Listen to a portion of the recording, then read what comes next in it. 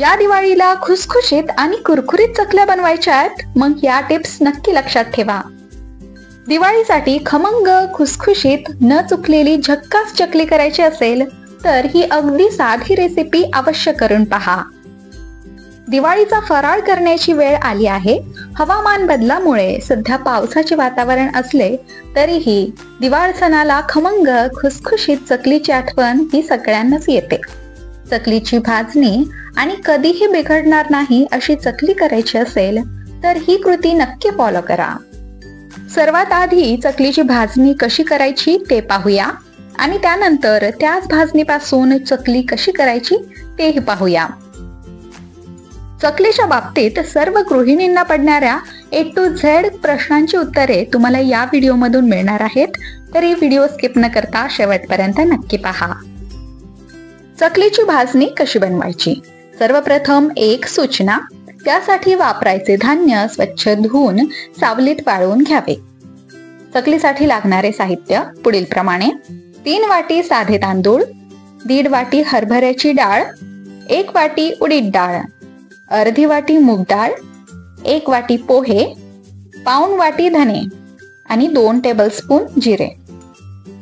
सर्वात आधी धुवून सावलीत वाळवून घेतलेले तांदूळ भाजून घ्यावेत. खूप जास्त लाल होईपर्यंत भाजू नये. किंचित गुलाबी रंग आला की गॅस बंद करावा. हरभऱ्याची डाळ भाजून घ्यावी. त्यानंतर उडीद डाळ भाजून घ्यावी. साधारण लालसर रंग आला की गॅस बंद करावा.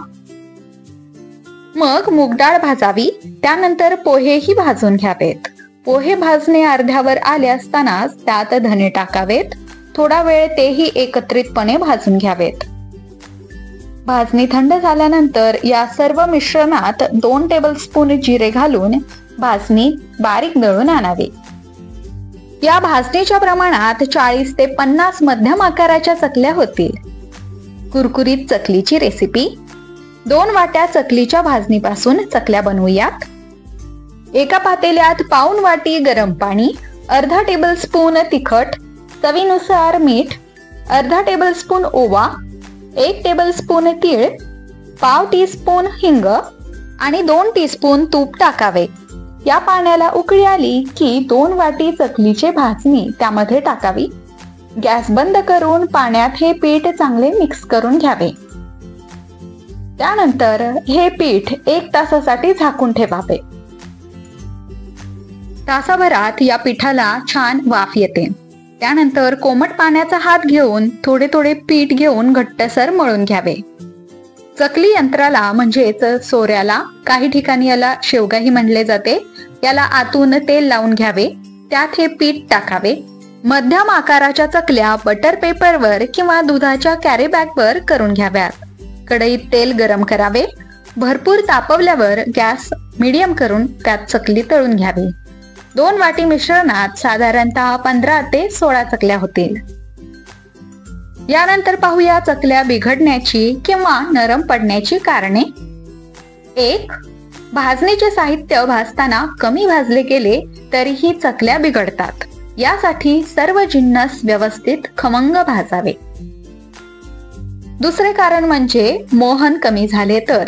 अशा वेळी काय करावे तर उकडीवर थोड्या तेलाचे मोहन घालावे आणि मळून चकल्या कराव्यात. पुढचे कारण, चकल्या मोठ्या आचेवर किंवा अगदी लहान आचेवर तळल्यासही चकल्या बिघडतात. यासाठी चकल्या नेहमी मध्यम आचेवर तळाव्यात. 4. चकलीच्या भाजणीची उकड गार पाण्याने मळल्यास. भाजणीची उकड मळताना नेहमी गरम किंवा कोमट पाण्याचाच वापर करावा. बऱ्याच गृहिणी उकड थंड पाण्यात मळतात आणि त्यांच्या चकल्या यामुळे पूर्णपणे बिघडतात. 5. चकलीचे पीठ गरजेपेक्षा नरम भिजवल्यास. यामुळेही चकल्या नरम पडू शकतात. अशा वेळी थोडी कोरडी भाजणी पिठामध्ये घालून मळून परत चकली करावी. 6. चकली तेलातून लगेचच काढल्यास. चकली तेलात टाकल्यावर आधी बरेच बुडबुडे येतात. नंतर बुडबुडे बंद होऊन चकली थोडी खाली बसायला लागेल. अशा वेळी चकली झाली असे समजावे. चकली तेलातून काढण्याची घाई केल्यास ती खुसखुशीत होत नाही आणि मऊ पडते. यानंतर पाहूया चकल्या तेलात घातल्यावर विरघळण्याची कारणे. 1. पिठात मोहन जास्त झाले तर हे एक महत्त्वाचे कारण आहे ज्यामुळे चकली तेलात विरघळते। यासाठी थोडी भाजणीची उकड काढावी, तेही तेल न घालता। आधी मळलेल्या पिठाचा थोडा भाग घेऊन त्यात मिक्स करावे आणि याच्या चकल्या करून पाहाव्यात। चकल्या तुटण्याची कारणे। 1. चकल्या पाडताना तुटत असतील म्हणजे पीठ गरजेपेक्षा जास्त घट्ट मळले गेले आहे असे समजावे। गरम पाण्याचा हात घेऊन भाजणीची उकड किंचित मऊ मळावी। भाजणीचे पीठ भिजवताना गरम पाण्यात टाकलेल्या तेलाचे प्रमाण कमी असावे। तेलाचे प्रमाण थोडे जरी जास्त झाले तरी चकली तेलात विरघळू शकते, तुटू शकते किंवा चकली मऊ पडू शकते। 2. भाजणीचे पीठ भिजवताना जास्त सैल किंवा जास्त घट्ट भिजवू नये। 3. चकली तळण्यासाठी टाकताना तेल कडकडीत गरम असावे। 4. झाऱ्याने चकली वर खाली करताना ती कडक झाली आहे असे दिसताच ती करपू नये म्हणून गॅसची फ्लेम मध्यम करून चकली तळून घ्यावी। 5. चकली कमी गॅसवर तळल्यास ती जास्त तेल पिते किंवा मोठ्या फ्लेमवर तळल्यास वरून करपते आणि आतून कच्ची राहते। त्यामुळे चकली तळताना तेल हे कडकडीत गरम असायलाच हवे। मग नंतर चकली खाली वर करून गॅसची फ्लेम मध्यम करून चकली तळून घ्यावी। 6.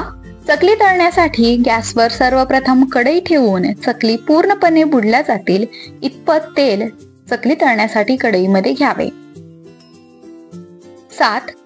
तेल कडकडीत गरम होताच एक एक करून चकली तेलात सोडावी। 8. एका वेळी 3 ते 4 चकली तळायला घेतली तरी चालेल। 9. चकली भोवतीचे बुडबुडे कमी होत आहेत असे दिसताच किंवा चमच्याने चकली खालीवर करताना ती कडक झाली असेल तर गॅसची फ्लेम मध्यम करून चकली व्यवस्थित तळून घ्यावी। चकलीचा कलर हलकासा ब्राऊन होताच ती झाऱ्याने बाहेर काढून थंड होण्यासाठी टिश्यू पेपरवर काढून ठेवावी। 10. सर्व चकल्या तळून झाल्यानंतर थंड झाल्यानंतरच हवाबंद डब्यामध्ये ठेवाव्यात। आय होप या व्हिडिओतील सर्व टिप्समुळे तुमच्या मनात असलेले चकली विषयीचे सर्व प्रश्नांची उत्तरे तुम्हाला नक्कीच मिळाली असतील। त्यामुळे यंदाच्या दिवाळीत चकली करताना तुम्हाला कोणताही प्रॉब्लेम येणार नाही आणि जरी आला तरी त्यावरचे सर्व सोल्युशन आपण या व्हिडिओमध्ये सांगितलेच आहेत। व्हिडिओ आवडल्यास व्हिडिओला लाईक करा, चॅनलला सबस्क्राईब करा आणि हा व्हिडिओ जास्तीत जास्त लोकांपर्यंत नक्की शेअर करा। अशाच नवनवीन टिप्स आणि माहिती जाणून घेण्यासाठी आपल्या झिंगाट फ्लेवर्सला सबस्क्राईब करायला विसरू नका। पुन्हा भेटूया अशाच एका नवीन व्हिडिओ सोबत। तोपर्यंत धन्यवाद। हॅपी दिवाळी।